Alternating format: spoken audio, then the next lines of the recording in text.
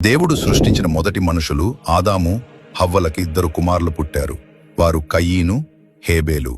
కయీను పెద్ద కుమారుడు, రైతు, పంటలు పండించేవాడు. హేబేలు చిన్న కుమారుడు, గొర్రెల కాపరి. ఒకరోజు ఇద్దరూ దేవునికి అర్పణలు తీసుకువచ్చారు.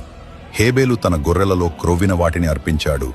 దేవుడు హేబేలు అర్పణను ఆనందంగా స్వీకరించాడు. కాని కయీను తన పంటల్లోంచి కొంత మాత్రమే తీసుకొచ్చాడు, ఉత్తమమైనవి కాదు.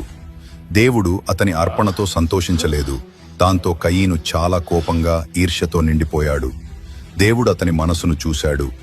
అతనితో మృదువుగా చెప్పాడు, నీవు మంచి పని చేస్తే సంతోషంగా ఉంటావు, కానీ చెడును చేస్తే పాపం నిన్ను వెంబడిస్తుంది.